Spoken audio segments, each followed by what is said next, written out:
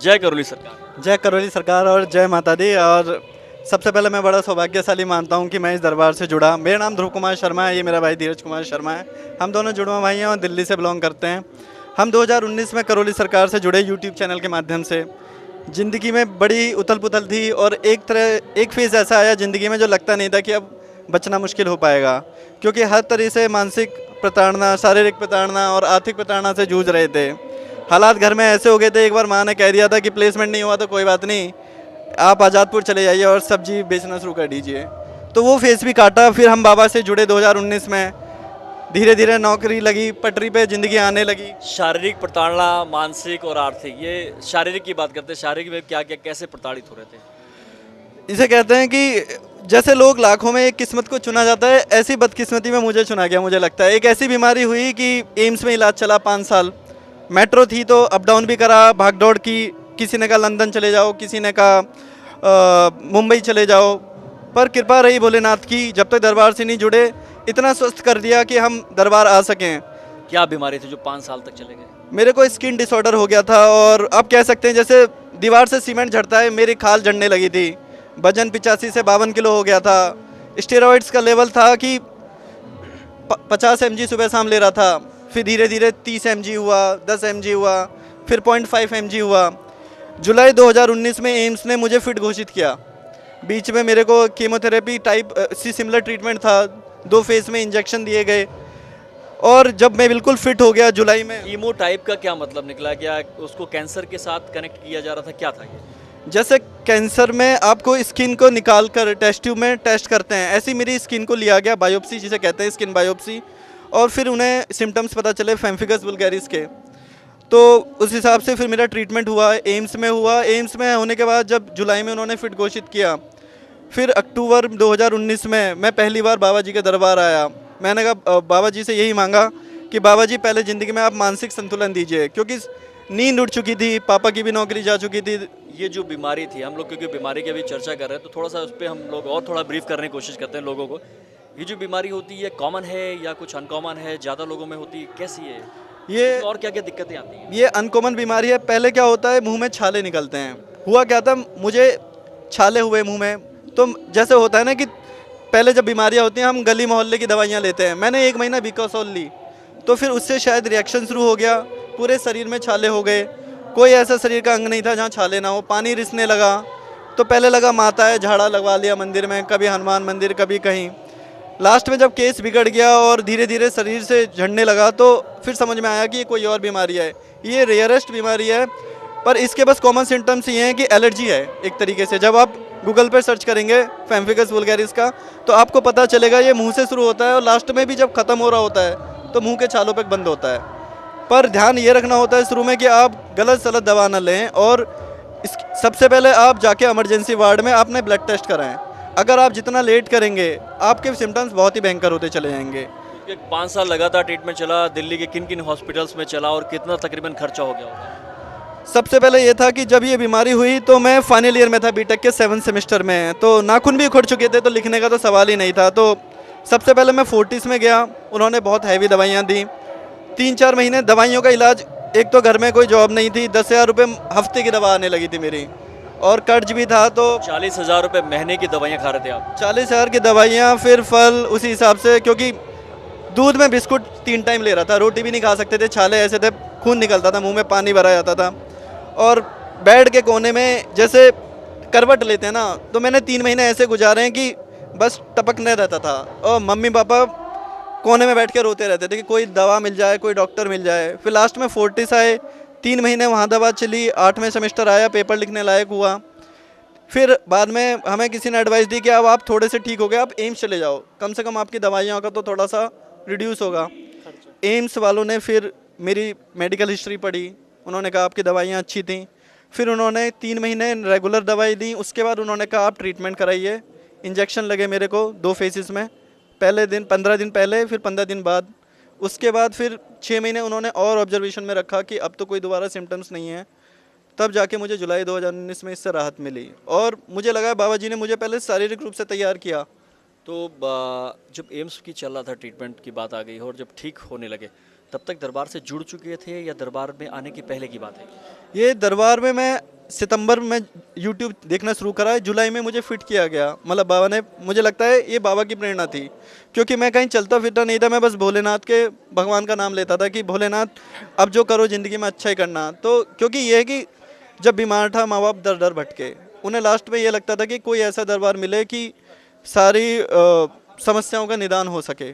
तो मुझे यही लगता है बाबा ने जो हमें कष्ट दिए, प्रेरणा दी, हमें ये लगा कि देखो सर, सब अगर सब अच्छा होता तो हम दरबार से नहीं जुड़ते। तो मुझे लगा एक माध्यम बनाया, बीमारी थी, कष्ट थी, या आप पिछले कर्म कह सकते हैं, या फिर कुछ भी पूर्वजों का जो रहा हो, मुझे लगता है कि बाबा ने हमें पूर्ण तरीके से पहले हमें फिट किया शारीरिक रूप से।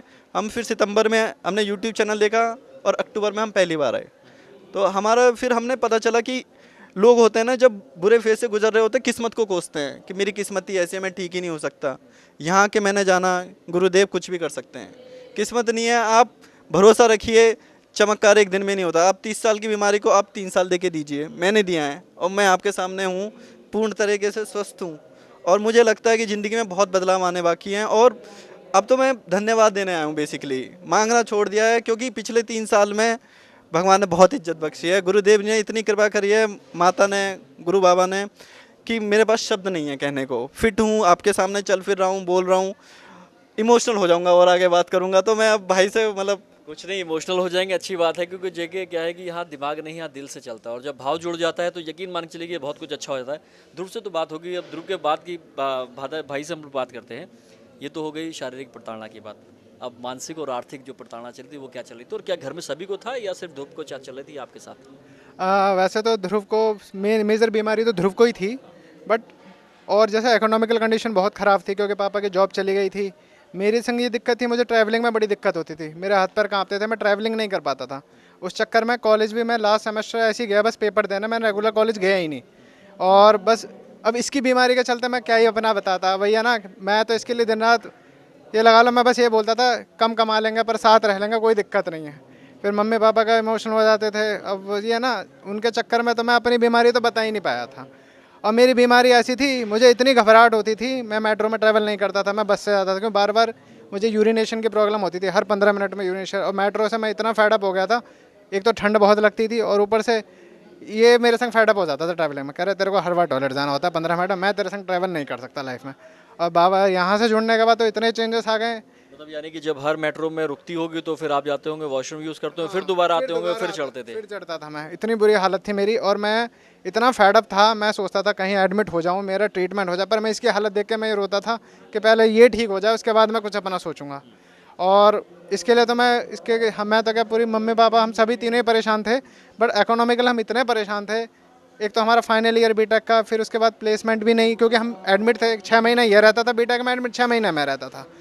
और मेरे तो ये था, सारे टेस्ट करा लेता था, कुछ नहीं निकलता था रिपोर्ट में। यहाँ तक कि मेरे पेट में वो जो पाइप सी डालते हैं ना ओएसोफेगस के थ्रू, उसमें भी कुछ नहीं निकला। मैं एम्स नहीं, सेंट स्टीफंस में एडमिट रहा, सारे टेस्ट हो गए, कुछ नहीं निकलता। बट शरीर में दर्द, चुभन, जलन इतनी थी कि तेजाब ही रहता था हमेशा बॉडी में। अच्छा, जब ये चीज़ें चल रही थी, क्योंकि मेडिकल ट्रीटमेंट भी चल रहे थे और ये सब चीज़ें आ रही थी, कभी दिमाग में लगा कि ये किस वजह से हो रहा है? क्योंकि मेडिकल तो, साइंस तो उसमें नहीं कुछ कर पा रही है। नहीं, उसमें ऐसा कभी कभी ये फील होता था, मुझे ये लगता था क्या हमने क्या किसी का ऐसा क्या बुरा कर दिया कि जो सारी विपदा एक साथ आ गई हमारे साथ। हम इकोनॉमिकली बहुत परेशान हैं, मेंटली तो इतने थक गए थे, हम ये सोचते थे मजदूरी कर लेंगे पर पहले बच तो जाएं।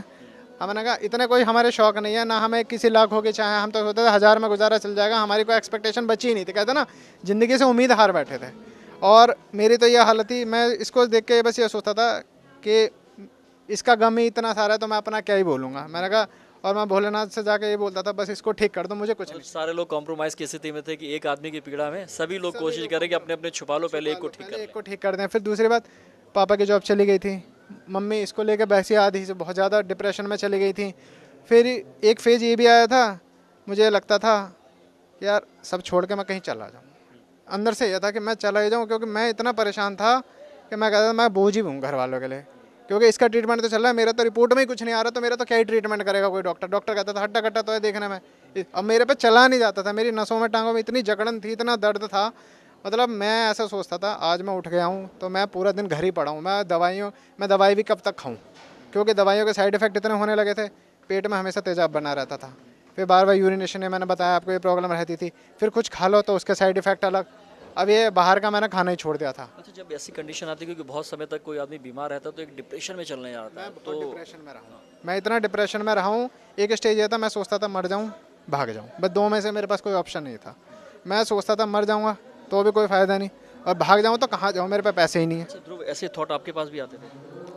नहीं सर, थॉट मेरे पास कभी मरने के लिए नहीं आए। तो मुझे ये था कि बस मेरा ये था कि एक बार ठीक हो जाऊँ तो लड़ेंगे, मिल के लड़ेंगे। अच्छा, जब भाई ने भी ये बोला कि मेरा जाने का ऐसा होता था कई बार कि घर छोड़ के चला हूँ, ये पहली बार बताया या कभी पहले बताया था? नहीं, मुझसे तो शेयर करता था। एक्चुअली क्या था, मम्मी की और इसकी नहीं बनती थी, और वो था तो आर्थिक स्थिति के कारण, क्योंकि मम्मी सबको लेके चलना चाहती थी। इसका ये था, जब आदमी क्रुद्ध हो जाता है ना आर्थिक स्थिति से लड़ते लड़ते, कि 1 साल हो गया, 2 साल हो गया, हमने 7 साल फाइट किया।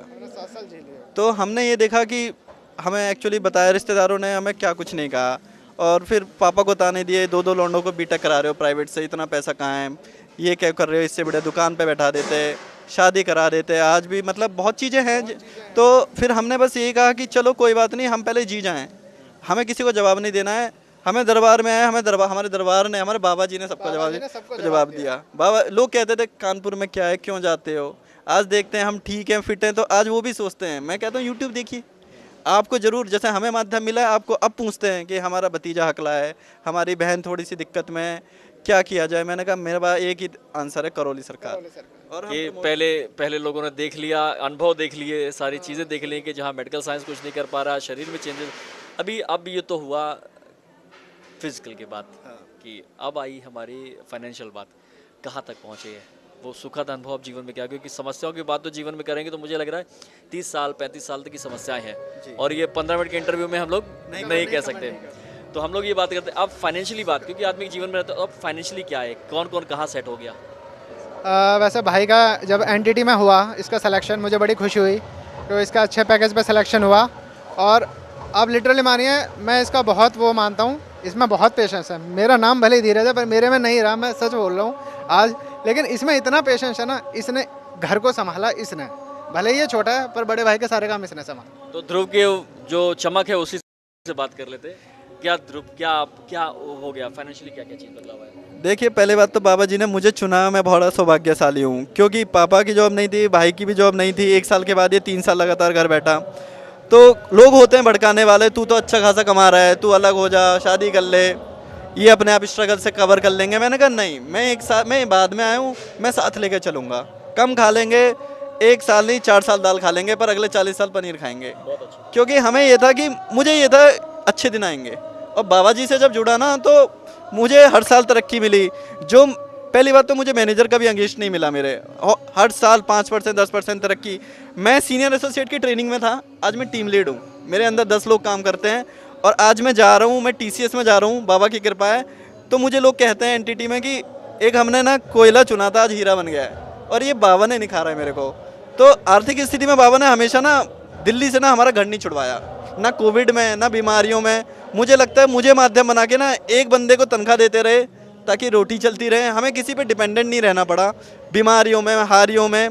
और ठीक है, रिश्तेदार ताने देने के लिए हैं तो चलो हैं, पर हमने उनकी मदद नहीं लेनी पड़ी। बाबा ने मुझे शायद इसलिए फाइनेंशियली स्ट्रॉन्ग रखा कि हम रोटी खा सके 3 टाइम, हमें शौक की ज़रूरत नहीं थी।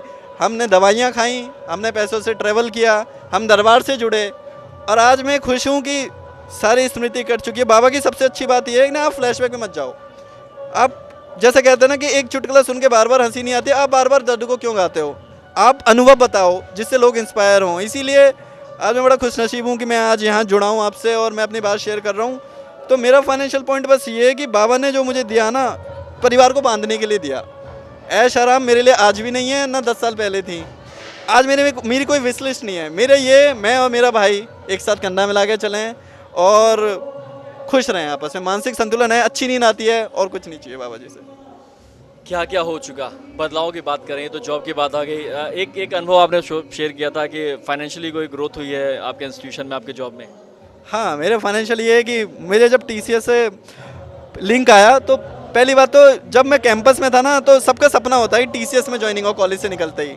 अब मुझे 5 साल का एक्सपीरियंस हुआ, तो HR राउंड होना बाकी था, ऑफर लेटर आना बाकी था। मुझे लगा मैं ये मांगूंगा, मैं वो मांगूंगा। CTC के हिसाब से सबका सपना होता है, कोई कहता है मार्केट पढ़ के मांगा करो, तो मैंने 40% हाइक मांगा। मैं अब दरबार में खड़ा हूँ, तो मेरा एक्सपेक्टेशन था 40% मिल जाए, बहुत है मेरे लिए। तो अब विश्वास करेंगे, बाबा जी ने मुझे 95% हाइक दिया है, मेरी तनख्वाह ऑलमोस्ट डबल है। और ये ना एक सुखद अनुभव है। तनख्वाह बताने की जरूरत नहीं है, हम लोग हाँ, बस समझ मैं ना, ये तो लोगों के लिए परसेंटेज हाइक मैं इसलिए बता रहा हूँ क्योंकि आपको उम्मीद से ज़्यादा मिला है। और मुझे लगा है बाबा ने मेरी 5 साल मेहनत देखी है, जो मैंने परिवार के साथ की है, जो मैंने लोगों के साथ जो संघर्ष किया है, मैंने कंपनी में एक टीम लीड बनाया है, इज्जत बख्शी बाबा ने। और फिर जब देखा कि अब शादी की उम्र हो रही है तो बाबा ने पैकेज अच्छा कर दिया है। तो बस यही है कि बाबा ऐसे अपना हाथ रखे रहे हैं हम पे, और हम हर साल धन्यवाद देने आए हैं, जैसे आज देने आए हूँ। तो बस यही है कि तो आज जो आए हैं सिर्फ सुखद अनुभव के जो है एक जिसे कहते हैं थैंक यू कहने आए हैं गुरु जी के, हैं?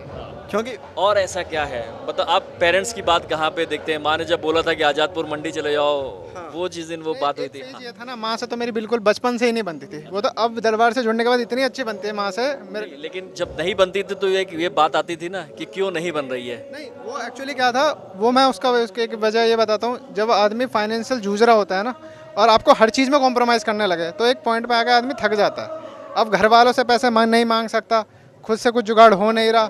अब कहाँ तक आदमी वो सर्च करे, मतलब कहते हैं ना कि आदमी स्ट्रगल भी तो एक पॉइंट पे जाकर आदमी सोचता है यार यहाँ से तो राहत मिल जाए।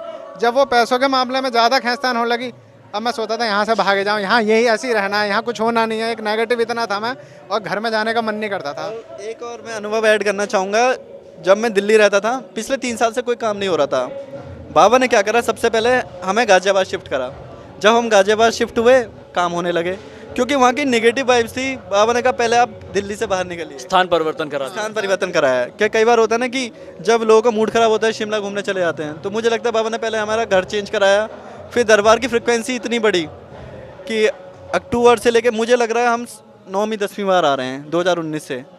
और बड़ा ही अच्छा अनुभव है हर साल, और हर बार शुरू के 3-4 बार तो ज़रूर मैं कहूँगा हाँ मैंने मांगा, पर अब मुझे लगा मैं धन्यवाद ही करने आऊँगा जब भी आऊँगा, यही विश्वास है।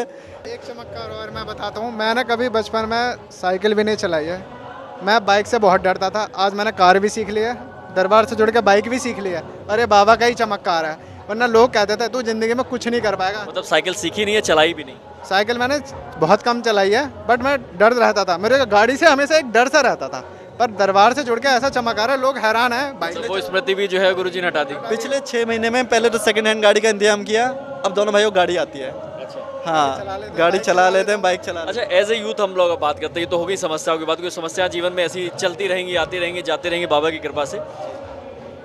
एज ए यूथ जब इस दरबार को देखते हो, क्योंकि कई बार क्या होता है कि लोग घबराते हैं दरबार के बारे में बात करने में। लोग तो लगता है कि कहीं भूत का दरबार तो नहीं, प्रेत का दरबार तो नहीं, तंत्र का दरबार नहीं, ये क्या दरबार है? इस दरबार को कैसे समझते हैं एज ए यूथ?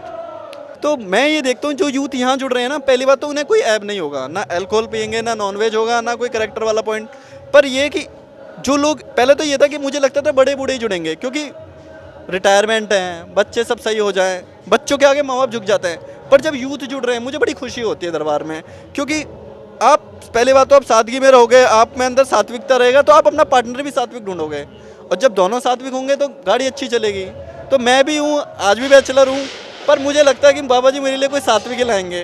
तो मैंने सर्च बाबा जी को दे रखी है कि बाबा जी, और बड़ा अच्छा लगता है ये एज ए यूथ पॉइंट, मुझे बड़ा खुश नसीब है, और मुझे बड़ा अच्छा लगता है कि यूथ भी जुड़ रहे हैं। ये नहीं है कि बस बड़े बूढ़े या पेरेंट्स ही जुड़ रहे हैं, यूथ एक्चुअली अब समझने लगा है ये क्या जगह है। मैं 2019 का एक वाक्य बताता हूँ। जुड़ने से पहले मैं बहुत डिप्रेस था, मैं घर पे था, मैं एक दोपहर बहुत डिस्टर्ब में सो रहा था, तो मुझे माता रानी का एक सपना आया। मैंने क्या देखा, मैं हर तरफ मतलब राक्षसों से घिरे हुए हैं, माता रानी सबको त्रिशूल से मुंह में मार मार के संहार कर रही हैं, और एक छोटी बच्ची उनकी गोदी में है।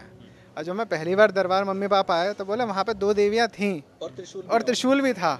तो तेरा सपना कि तुझे जो प्रेरणा मिली है वो यहाँ आने के लिए मिली है। और किसको कल एक सपना आया कि भदौरिया जी क्या बोल के गए, बताओ ध्रुव। मैं ये कहता हूँ कि मैंने एक सपना देखा, मैंने गुरुजी आए सपने में। गुरुजी आए, और मतलब ये बहुत ही रेयर होता है। उन्होंने बस मुझे मैं बच्चे को खिला रहा था गोद में, फिर एकदम मैंने देखा कि मैं दरबार में चला गया हूँ। ये सपने में खिला रही थी या दरबार में? अच्छा। तो फिर गुरुजी आते हैं और कहते हैं तुमने कल एक बच्चा खिला रहे थे। मैंने कहा हाँ जी, कि मैं वही था। मतलब इतनी बड़ी कृपा, मैंने कभी ज़िंदगी में पहले गुरुजी को देखा नहीं था, कल पहली बार देखा। तो फिर बोले बेटा निश्चिंत होकर काम करो, आप इनसिक्योर नहीं रहोगे, उन्होंने मुझे ये बोला। तो बहुत बड़ी बात है मेरे लिए गुरुजी के दर्शन करना। गुरुजी ने, पापा जी को भी एक में अनुभव है, उन्हें पापा जी ने कहा फरवरी में कि हमारे काम तो हो रहे हैं पर थोड़ा धीरे हो रहे हैं। तो गुरुजी ने साफ कहा कि तुम ऐसा करो, शिवरात्रि वाले दिन उन्होंने एक उपाय बताया, तो हमने उपाय किया, सपने में उपाय बताया, हमने वो उपाय किया शिवरात्रि वाले दिन, और 10 दिन में तो मेरा ऑफर लेटर आ गया TCS से। तो मतलब गुरुजी समाधान भी दे रहे हैं, सपने में भी आ रहे हैं। मतलब ये जो कई बार ऐसी बातें आती है कि गुरुजी हमारे सपने में आए, उन्होंने चिकित्सा करी, उन्होंने हमें कुछ शेयर किया, हमारी बातें, उपाय बताए हैं, वो रियलिटी में ऐसा होता है? हाँ जी, बिल्कुल होता है। मुझे लगता है गुरुजी रक्षा करते हैं, और मुझे लगता है गुरुजी साक्षात आते हैं, बस वो हमें एक इल्यूजन में डाल लेते हैं ताकि जब हम उठे हम कहें सपना है, पर मुझे लगता है वो रियलिटी में आते हैं और उपाय बताते हैं, चिकित्सा करते हैं। बड़ी मतलब कई बार होता है सर दर्द हो रहा है, सुबह तक उठा नहीं जाएगा, ऑफिस है, जैसे मेरी शाम की शिफ्ट रहती है, मुझे लगता है गुरुजी आके खुद लेप लगाते हैं कभी कभी। तो मतलब बड़ा सौभाग्यशाली मानता हूँ कि दरबार ऐसा है कि सच में है, ऐसा नहीं है कि बस आप मूर्ति पूजन कर रहे हैं और कभी कुछ होगा। जैसे गुरुजी कहते हैं ना, जो है यही है, कट गया तो कट गया। आपको वेट नहीं करना है 5 साल बाद रिजल्ट आएगा, आपको रिजल्ट फील होता है। आप भरोसा करो, प्रक्रिया पूरी करो बिना संशय के। और मैं जिंदा हूँ तो ये उदाहरण है, जैसे मैंने बीमारी। अच्छा, इस विश्वास के लेवल को कैसे बढ़ाया जाए, ये कैसे बूस्ट होगा, कहाँ से आता है, किस दुकान में मिलता है, वो विश्वास कैसे लेकर आए, कहाँ से लेकर आए? मैं बताता हूँ। मैं जब भी दरबार के बारे में सोचता हूँ इतना इमोशनल हो जाता हूँ, शायद ही मैं कभी पहले हुआ हूँ। और मैं हमेशा ये सोचता हूँ बाबा जी के, बाबा जी इतना परोपकार का काम कर रहे हैं, और मैं तो चाहता हूँ ज़्यादा से ज़्यादा लोग जुड़ने चाहिए। और ये कहते ना, ये आनंद का विषय है, जो अनुभूति जो जानता है वही पा सकता है, किसी के कहने से नहीं आएगी ये चीज़। कहते हैं ना, जैसे एक कॉन्फिडेंस की बात होती है ना, आप किसी को कहते हैं तू कर सकता है, किसी के कहने से नहीं आता, उसका जब टाइम आता है वो करता है। लेकिन दरबार से जुड़ के मैंने जाना, आप कॉन्फिडेंस छोड़ो, आप जो नहीं सोच सकते ना, दरबार आपको वो सब कुछ देगा। दरबार की प्लानिंग आपकी प्लानिंग से 1000 गुना नहीं, करोड़ों गुना अच्छी है। मैं कह रहा हूँ आप अपने पे भरोसा छोड़ो, आप दरबार पे भरोसा रखो, सब कुछ होगा। और विश्वास ऐसे बढ़ाया जा सकता है कि जैसे आप ये काम करते हैं, आप इंटरव्यू प्रिपेयर करिए, मतलब लोगों को, जैसे आपने अभी थोड़ी देर पहले बात की कि लोगों को 13 महीने पहले और 13 महीने बाद का जरूर देना चाहिए। अपीयरेंस से नहीं, आपका माइंडसेट और ऑरा बताएगा कि आपके इंटरव्यू देने की शैली बदल चुकी होगी, क्योंकि वो आत्मविश्वास कूट कूट के लोग क्या करते हैं ना, मैं कह रहा हूँ ना, चमत्कार चाहते हैं पहले कि हम बस आ जाए, नमन किया, हवन किया, परसों ही लॉटरी लग जाए। आप पेशेंस करो, आपकी बीमारी 30 साल पुरानी है, आप 3 साल दो, तो ये विश्वास ऐसे बढ़ेगा कि जब आप YouTube चैनल पे पहली बार देख रहे हो तो आप उसके प्रक्रियाओं को समझो। पहली बार हवन कब करना है, 5 हवन के बाद क्या होगा, 7 हवन के बाद क्या होगा, और सबसे बड़ी बात है ना, आप अनुशासित हो जाते हो, कोई ऐब नहीं रहता आप में, तो आप कॉन्फिडेंट फील करते हो जब हम कुछ बुरा कर ही नहीं रहे हैं, बाबा जी के डिसिप्लिन में चल रहे हैं, तो फिर क्या गलत होना है। तो ये विश्वास तभी बढ़ेगा, आप बाबा जी में विश्वास करिए, बाबा जी तरक्की देंगे और विश्वास बढ़ता जाएगा। अब लास्ट में एक ही क्वेश्चन कि परसेंटेज दिए जाएँ तो कहाँ तक पहुँच गए, और दूसरा कि कोई ऐसी बात जो आज तक इतने बार आने के बाद गुरुजी से अभी तक नहीं बोल पाए, क्या बात है? परसेंटेज तो मैं कहूँगा कि जैसे मैं रिकवर हुआ हूँ तो मैं 0 से 75% पे आ गया हूँ, और गुरुजी से क्या कहें, पहले तो वो 25% क्या रह गया? 25% क्या रह गया है कि जैसे सांसारिक काम कुछ रह गए हैं, आप कह सकते हैं कि जो भी थोड़ी सी जिम्मेदारी पेरेंट्स की हैं उन्हें थोड़ा फ्री कर दिया जाए, तो बस वही है कि वो भी धीरे धीरे लाइन पे आ जाएंगे। तो वो 25% समय के साथ होंगे या अभी आज कर देने चाहिए? मैं तो कहता हूँ जो बाबा जी को जो समय सही लगता है तब होने चाहिए, क्योंकि लोगों के हिसाब से हम लेट हैं, कुछ लोगों के हिसाब से हम जल्दी हैं, तो हम लोगों का ना विचार सुनते हैं, बस जैसे ना क्रिकेटर टीवी नहीं देखते हैं। आज हम लोग, अब ये 25% की बात आ गई है, जिक्र बढ़िया हो गया, वो 25% में हम लोग देखते हैं कि रह क्या क्या गया, क्योंकि कई बार हम लोग जब देखते हैं, लोगों से बात होती है कि साहब मुझे ये चाहिए, ये चाहिए, ये चाहिए, मुझे फाइनेंशियली बहुत स्ट्रांग बना दो, और हम लोग कहते हैं कि आप कितना पैसा चाहते हो, तो बता नहीं पाते। तो ये जो 25% आया है, वो 25% का जो फेज़ है वो कहाँ फंसा हुआ है, इसको थोड़ा सा ब्रीफ करो। क्या हमारी रिटायरमेंट हो जानी चाहिए आज की डेट में, क्योंकि वहाँ पहुँचे नहीं हैं? शादी समय के अकॉर्डिंग होगी, स्केल टाइम के अकॉर्डिंग होगा। आज जॉब टीम लीडर बने हो, कल को आप ASM बनेंगे, देन और आगे बढ़ेंगे और आगे बढ़ेंगे, तब होगा। क्या आज होगा वो 25% क्या है, वो क्या फंसा, वो पेज बताओ मुझे।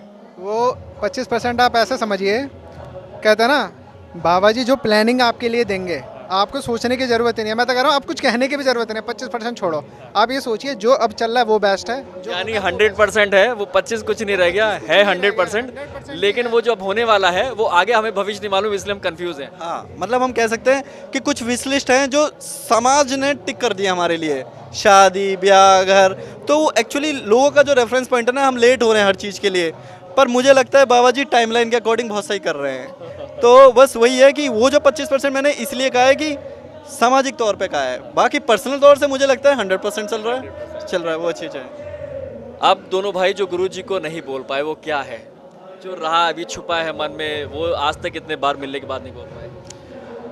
मैं तो मुझे ये लगता है कि बाबा जी से कि एक अनुमति है कि चरण स्पर्श करने को मिल जाए बस, क्योंकि वो हर किसी को चरण स्पर्श करने को मिल जाए उनका, बात तो सामने आमने हुई है, जैसे ब्लैक मैजिक एडवाइस स्मृति चिकित्सा हुई है, बस एक बार उनका चरण वंदन हो जाए तो दिल को एक सुकून मिल जाएगा, बस एक यही चाहते हैं। क्योंकि ये है कि मांगने का तो कोई लिमिट था है ही नहीं सांसारिक में जब तुम रह रहे हो, पर बाबा जी ने जो मानसिक शांति दिया ना, कोटि कोटि धन्यवाद है। कोटि नमन है उनके। धीरज और ध्रुव दोनों भाई आए हुए हैं दिल्ली से, और बहुत अच्छा शानदार इंटरव्यू हुआ, और काफ़ी हम लोगों ने डीप इंटरव्यू किया, और दरबार की बात रही कि चरण स्पर्श की बात करी, क्योंकि वाकसित दरबार है, कुछ भी हो सकता है। जब इन्होंने बोली है तो यकीन मान कीजिए कि बात जरूर जल्दी पूरी होगी, इसीलिए हम लोग कहते हैं चमत्कारिक दरबार है करूरी सरकार पे।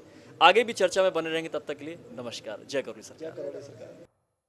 आपका कोई सवाल हो जो आप गुरुजी से जानना चाहते हैं या कोई जानकारी चाहते हैं तो कृपया इस नंबर पर व्हाट्सएप करें।